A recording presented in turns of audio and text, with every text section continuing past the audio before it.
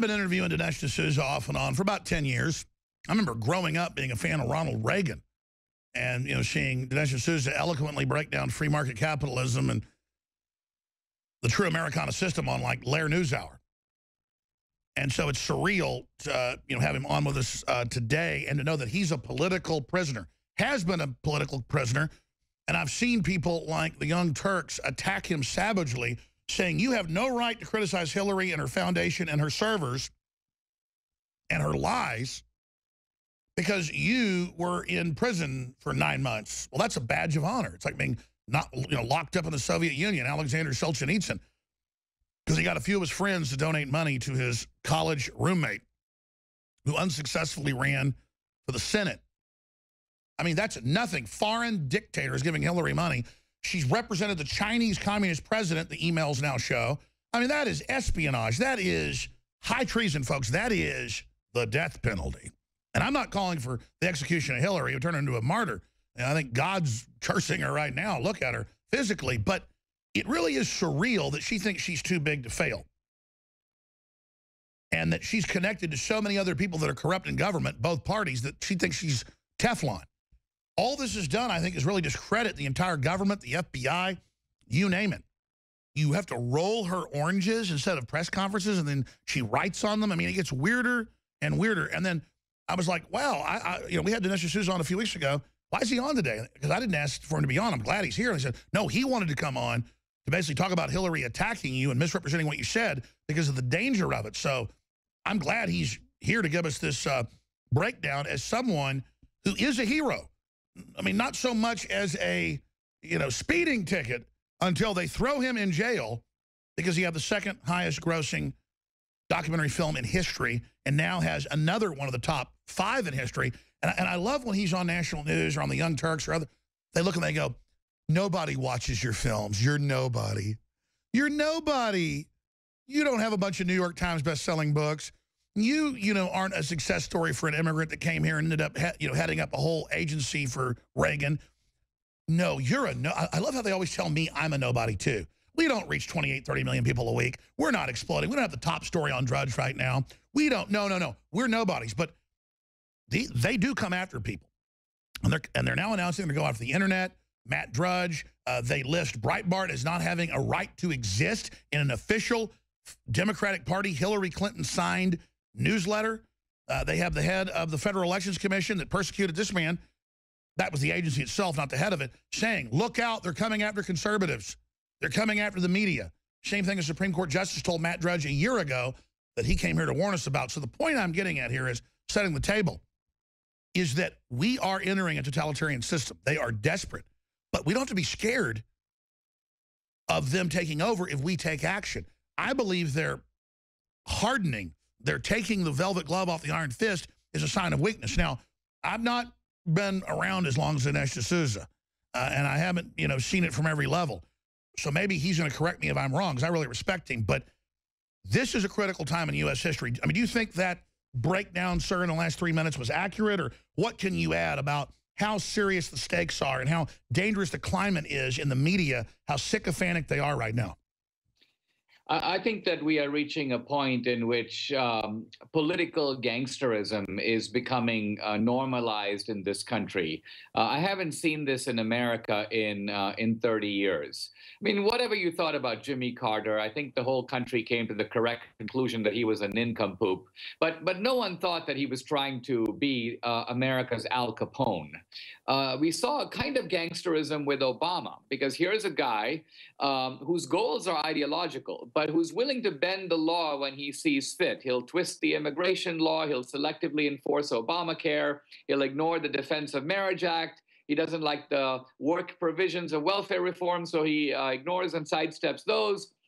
But with Hillary, with the Clintons, you're talking about gangsterism taken to a new level. These are people who operate in a mafia mode. They put American foreign policy up for sale. They've set up this sort of transaction. It's almost a kind of systematic system.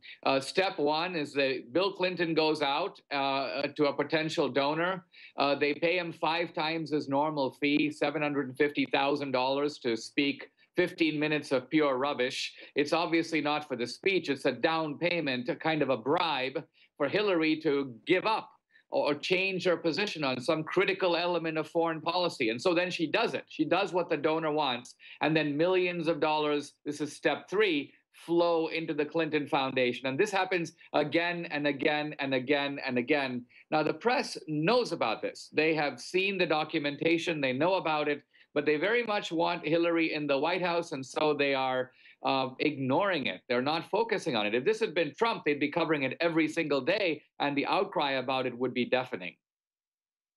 Now, again, I'm honored to have you, and it's usually even hard to get you on the show because you're such a hardworking guy making films, writing books, traveling the country. But specifically, you told the producer, I'd like to come on specifically about Hillary attacking the alt-right and Alex because this is serious. So I'd like to get your inside view as someone who is a true American former political prisoner, kind of like our Alexander Solzhenitsyn, on what you would basically advise us to do at this point.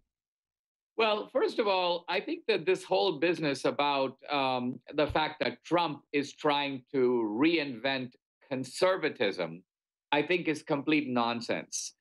Trump is not trying to reinvent conservatism. I mean, I'm about as mainstream a conservative as they come.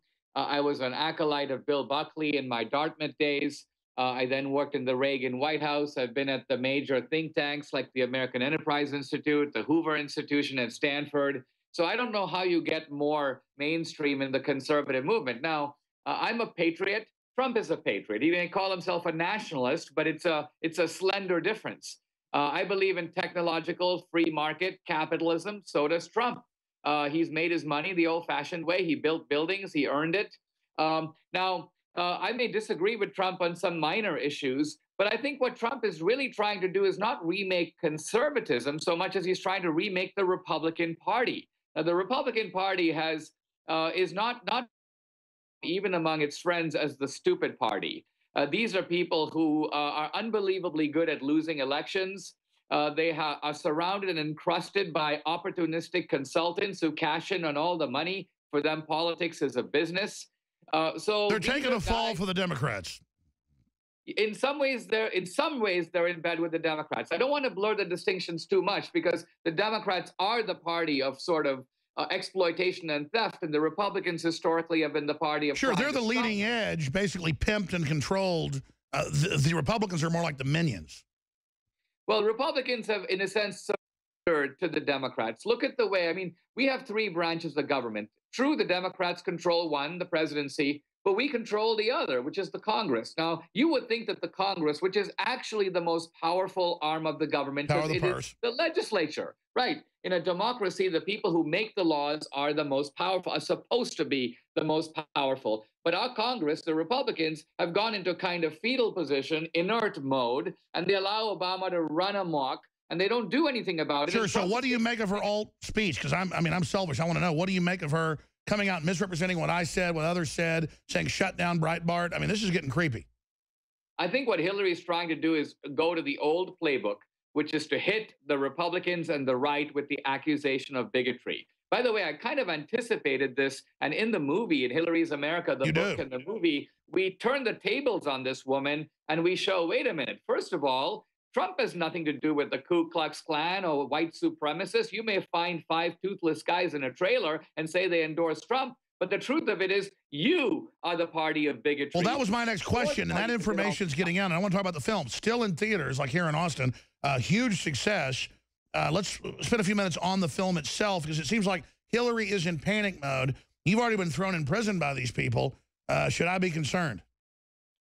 Well, the film has been re-released in 400 theaters. That by itself is very unusual. It's been re-released because the theaters feel that there's a demand for the film and that politics is heating up, and so the film is actually going to have a good second run in the theater. Exactly. I wondered why it was top 10 in history for documentaries, and then now it's suddenly back in theaters. Yeah, I mean, let's put these things a little bit in perspective. When you mentioned earlier guys like Cenk at the Young Turks saying, oh, the film is a flop, Dinesh is a flop, he has no followers. Well, the truth of it is now that we have totally eclipsed Michael Moore as the leading documentary filmmaker. That's right. His films are now flops. Yours are all mega hits. No, historically, he still is the big fish. I mean, if you made a list of the top 10 political documentaries of all time, he has 5, but he's made 20 films. I have 3, but I've made 3 films. That's what I'm saying. Clearly now, he's the past, you're the future. Well, his last film, which came out, I believe, about a year ago, made dollars in its entire theatrical run. We made more than that in our first weekend. That's right, and your Skype cut out. How much did because I saw it in Variety that it was a flop and that yours was hugely successful. I think it was like the number 6 or so overall all time. How much did his make? So Michael Moore's film made $3.8 million in its entire theatrical run. We made $4 million in our first weekend. The film is currently over 13 million, and it will obviously do even better. And then it's going to do really well in DVD. The book is 7 weeks on the New York Times bestseller list. And this is important for folks that are out there and already awake. You're like, yeah, why do I care? I know Hillary's evil. Your neighbor doesn't get it yet. They're starting to get it. And this is a culture war. And the fact that Christian films and conservative films and libertarian films and hardcore films that are made by people that have been persecuted are winning at the box office is an indicator that we're winning the culture war. Yes, and people don't realize that it's important to see a film in the theater. That's a way to put fuel in our rocket to help the film get disseminated even more on widely. TV, on cable, on DVD. It decides everything. It decides that even the DVD distribution, whether it's Walmart and Target and Sam's Club, all that is affected by how the film does in the box office. So don't wait for it to come out in DVD later. That's when you can circulate it to your friends. But go see it now in the theater while you still can. Absolutely. Okay, getting back, I'm going to play this Hillary clip where she said that I say 9/11 is an inside job. No, what I said was the Saudi Arabians, the globalists, are basically funding radical jihad. They're letting these attacks take place. They're using that to take our rights. That was in the news at the time. They then translate that over that I'm saying George Bush had a plunger like Wile E. Coyote blowing the building up. Or I talk about Oklahoma City. Clearly the Clintons were involved. Elohim City, Southern Poverty Law Center. I interviewed the cops that were involved. It was in the newspaper. Lawsuits have been won. I mean, it's crazy. Then they say I say nobody died at Sandy Hook. No, that's not what I said. I hosted debates where people talked about the fact that Anderson Cooper had a blue screen and all this other craziness. But the point is, she then says I have this dark heart and such a horrible person. And then she goes on to indict the, quote, new right, basically saying shut it down. Here's a clip of Hillary Clinton. It's also what happens when you listen to the radio host, Alex Jones, who claims that 9/11 and the Oklahoma City bombings were inside jobs. He even said, and this really just is so disgusting, he even said the victims of the Sandy Hook massacre were child actors and no one was actually killed there. I don't know what happens in somebody's mind or how dark their heart must be to say things like that. But Trump doesn't challenge these lies. He actually went on Jones's show and said, "Your reputation is amazing. I will not let you down." This from the man who wants to be president of the United States. Now, expanding on this, they also have this new thing that was saying for 4 years, but it's back in the news, that I say that the tornado 4 years ago that hit Oklahoma City was sent by Obama. A caller called and said, I think it's weather weapons. I think they did it. And I said, no, I think it's a real tornado, but there have been some weather weapons used in Vietnam and stuff. What about this new level, Dinesh D'Souza, of lying where they misrepresent what we say or what we do? I mean, I have MSNBC saying, quote, Alex Jones doesn't like Obamacare because he's deeply racist, but then they don't show where I say something racist. I mean, it seems like there's a new level of lying. We have Hillary saying that Trump shouldn't criticize the Federal Reserve. It should be off limits. Another quote, Clinton campaign warns media, tread carefully on health, the Hill. I mean, the way she lectures everyone like she's already a dictator. What do you make of the lying and the dictatorial nature, Dinesh D'Souza? Well, 4 years ago, when I made the movie on Obama, attacks on me, vituperative attacks, began to appear unsigned, but they were on a website called barackobama.com. And I took this as an incredible compliment to be attacked directly and by name by the thin-skinned narcissist who's currently in the White House. So for you, Alex, I think this is a sign that you've arrived. When you have the Democratic presidential candidate attacking you by name, you got to think that your mom never expected that when you were a kid. So you've reached a certain status now, and it means that you're a threat. Look, I think Trump is a threat. And the reason that they're scared of Trump is he doesn't play by the old rules. What other Republican would have gone to the inner city and challenged the Democrats for the black vote? What other Republican would have talked about urban plantations, pointed the finger at Hillary? He's literally reading right from your historical script. I mean, I'm sure you're honored as well. He totally is, and there's a lot more there. So I actually hope that this guy will take DVDs of this film and send them to swing voters around the country. That's a great idea. 5 million swing voters in 9 states.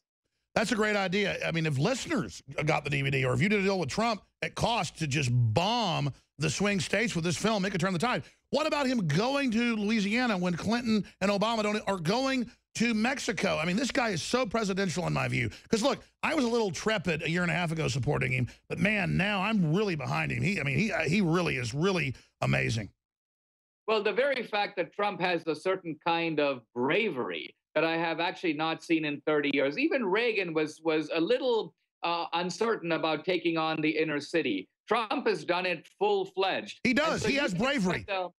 You can expect the media attack on him to be unrelenting. And that's because he poses a threat to this whole system, this whole encrusted, corrupt system. He's literally showing up saying, you're on a plantation. I promise that I will cut the taxes in your area. And a lot of folks can say, wow, that's almost discriminatory. No, it's not.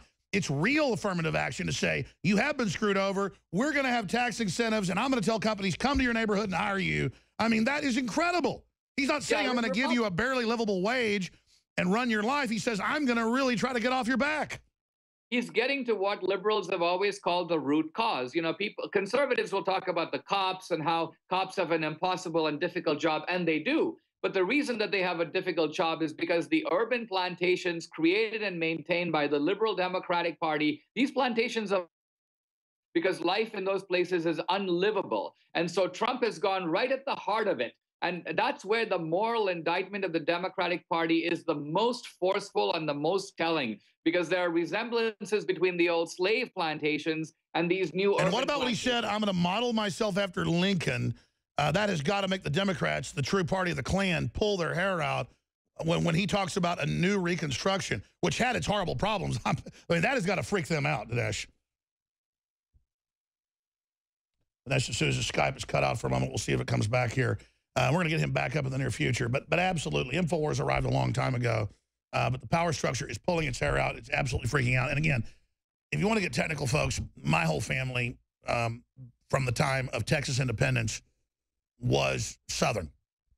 I had a lot of family that was Southern from Virginia and stuff since the colonies, but I had a lot of family from New York on my mom's side that came down as Christian missionaries and helped start the Texas Revolution.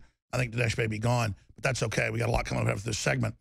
And so I had family, folks, that were high level, okay, you know, obviously in the Confederacy and stuff, but I can tell you, it was a fraud. It was wrong. We got conned into that war. The globalists want a new civil war.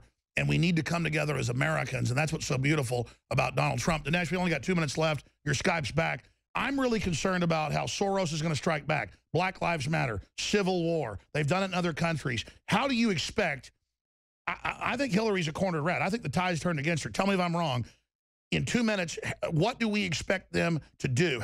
What should we be bracing for, Dinesh D'Souza? Well, I think with Hillary, she will pull out all the stops. The degree of viciousness of this campaign is likely to escalate. And the attacks on Trump, there will be nothing that is sacred, nothing that is taboo. Now, Trump, I think it's still Trump's election to lose, believe it or not, just like it was Romney's election to lose 4 years ago. I think the most important thing that Trump can do is to signal to the American people that he's an independent, he's an outsider, he speaks his mind, but he's not crazy. In other words, this is not an indictment of Trump. Reagan had to do the same thing in 1980. People said he's a cowboy, he'll blow up the world. Reagan had to say, come on, guys, I'm not going to do that. So it's important for Trump to do that. The second thing, which he's already doing, is taking the battle to Hillary. I think our film and book can be an asset in helping him to do that. So I wish that he gets even more behind it than he has already. Hillary'sAmerica.com, back in theaters, 400 screens, DVDs soon. Take your friends, take your family. Yes, I know you're already awake. Yes, I know you may have already seen it. It doesn't matter. We've got to deprogram these people. And if you give a liberal a little bit of attention and actually show them what's happened, they will wake up in many cases. Dinesh, thanks for coming on. Anytime you want to come on, Just a small correction, Hillary's America, the movie.com. That's right, Hillary's America, the movie.com. I'm teleprompter free, so I mess up a lot. Hillary's America, the movie.com. That's it. Dinesh, please come back sooner. Thank you so much. Thank you. All right, folks, we're going to go to break. This is an epic time to be alive. I keep using the word epic because it is epic. It's historic, it's big, it's massive, and films like this can turn the tide. Also, supporting this broadcast, sending out videos, sending out the articles, sending out the links, sending out the podcast. It's a war. Also, buying products at InfoWarsStore.com. The network's funded by sponsors, and our local stations are, so support them. We are mainly supported by the products we sell. We're selling Hillary for President shirts for $9.95, shipping including. That doesn't support us. That just gets the word out. But get your shirts. I'm going to have to stop the special next week, $9.95, but we're running it through the weekend into the middle of next week. The shirts are about to sell out. We've got the preparedness special, 30 to 40% off, the super high quality, fresh, 25-year shelf life storable foods at InfoWarsStore.com. We have got 20% off Survival Shield Nation Iodine X2. We've got 20% off on the Vitamin Mineral Fusion Fruit Punch Multivitamin. We have got a lot of other stuff. You need this stuff. You need heirloom seeds. We got great selections at the lowest prices in many cases, or very competitive. I mean, it's a win-win. InfoWarsStore.com, InfoWarsLife.com. I don't get paid to have Dinesh D'Souza on and promote his film. I don't get money for that. I'm promoting it because it's all information warfare. It's truth. Truth is our weapon. All right, we got the panel coming in to break down the speech, Trump clips, special reports, and a lot more. Stay with us. Leanne McAdoo coming in.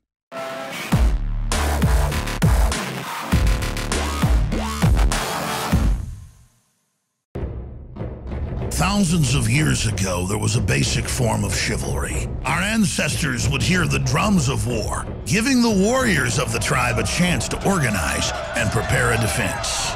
60 years ago, when foreign air forces were approaching filled with bombs, they had drums of their own, air raid sirens. But in the 21st century, there are silent weapons for quiet war. Pathogens added to the food and water, and to the lining of plastics that destroy our vitality, turn off our hormones, and accelerate our journey towards death. I personally counter this onslaught with Anthroplex. Anthroplex is designed with known organic concentrated herbs to create the basic foundation to normal metabolic activity inside the human body. Discover why Anthroplex is turning so many heads today. It's time for us to take our bodies back into our own hands, and it starts at InfoWarsLife.com with Anthroplex.